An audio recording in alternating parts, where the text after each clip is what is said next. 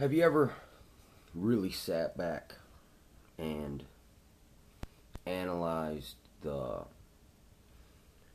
persecution and genocide of the Native Americans? Have you ever really looked at it, like really, really looked at it and wondered why? Why? Was it because they were dumb, stupid savages that were just no good people? Which nothing could be further from the truth. I mean, if you think about it, the Native American shared what he had, called the white man his brother, and then like Cain and Abel, Cain slew his brother. You know what I'm saying? And we know which one's still walking. You know what I'm saying? And which one's in the dirt. But there is a specific reason for this. Okay, it was done intentionally. It was like it's like surgery, man. You were trying to cut something out. You were trying to snuff something up, pluck it up. There was a reason for that. I mean, I seen a picture of the buffalo skulls, and they literally had a pyramid, a capstoneless pyramid of buffalo skulls. Now tell me, who was behind that now, huh? Who could have been behind the capless stone pyramid of skulls, okay? Come on, man. Come on. What, you know? Stupid, man. That people don't get this. And they don't realize that where Hitler got his final solution plan from was from he read the journals of the people who did the Indian extermination policy. It was birthed out of that's another gift of the American Indian to the world, is we were the first genocided civilization, man. Because I mean, this is a whole people, dude. The whole continent depopulated. First people experimented on with biological warfare. That happened right here right here where I'm sitting right now. This pretty shitty, man. Past evils, you know. It was like on one of my favorite movies, dude, the Five Deadly Venoms. The Scorpion, you know, that's why I got this beard, you know, and I base one of my kung fu fighting, kicking abilities on this guy, the Scorpion, from this movie. Thing about number 3 is he trained alone, you know what I'm saying? And like kind of like myself. And he didn't know the other 4, you know what I'm saying? But the other 4, there was 2 of the last 2 knew each other and the first 2 knew each other. But there's a part where the snake, number 2, says, "I'm sick of killing, man." He's like, "When does the evil ever end?" And then the Scorpion laughs at him and he says, "An evil deed never ends. It just goes on forever and ever and ever and ever. Energy never dissipates, only changes forms." So there is a lot of truth in that, you know, little acting in that movie there, that little generic overdubbed old school kung fu flick, you know what I'm saying? But anyway, back to the Indian extermination policy. See, here's the thing about Indians, okay? We had all these sovereign tribes. They act like there was no government. No, there was government. We were the government, okay? What we had, though, was no state, okay? We had no state. They act like there was no civilization. I mean, no, hey, Indians were pretty civilized, man. I mean, they were very democratic. You know, people weren't quick to do things. They thought about it. They went to council. They sought counsel from their brethren. Well, but like I said, in all societies, there have always been those which preferred lawlessness to what is right. So the European by no means was civilized. I mean, these are just a bunch of men who uniformly practice lawlessness. It's like the laws apply to you, but me, I'm elite, so I'm excluded.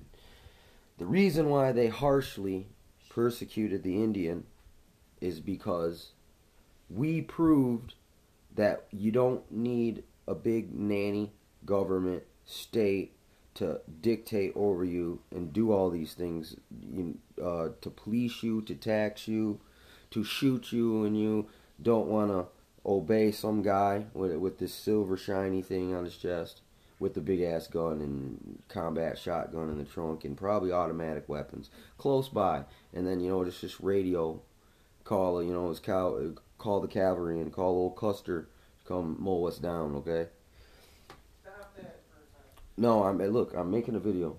Come leave me alone for a second. Whatever. Indian extermination, man, was done deliberately to snuff up the last free people on the planet, the last sovereign people that didn't need their system, their Babylon, their Nimrod. They didn't need their death tax. You know what I'm saying?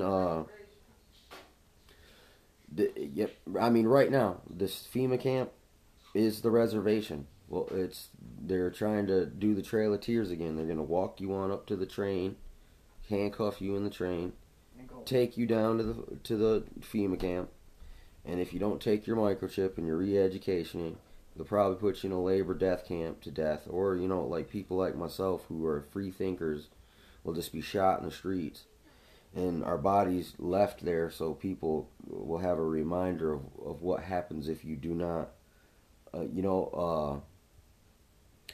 if you don't go ahead and sign that peace treaty there. You know what I'm saying? If you don't sign this treaty and give us your lands, you know what I'm saying? Well, you're a terrorist. You're a rebel. You're the Red Devil, Geronimo. You're the Red Devil. That's why they said things like that. You know what I'm saying? Because you gotta villainize and vilify people. Your antithesis. Or not even. It's not even an antithesis. It's your opposition. You know what I'm saying? Your opposite spectrum person there. Because I mean, the left and right paradigm is the same paradigm. That's the thing. See, people, I prefer this analogy. The coin, okay? Everyone says a coin has two sides. No, actually it has three. It has heads, tails, but it also has the edge. This is a better system. There's balance there. You know what I'm saying? Because on the coin, two sides, what if one power takes over two sides? You know what I'm saying? You got that. You need that third in there for a check and balance. It's like, basically our government's supposed to be a three-part government, but somehow now it's only executive. A pen and a phone is our government. And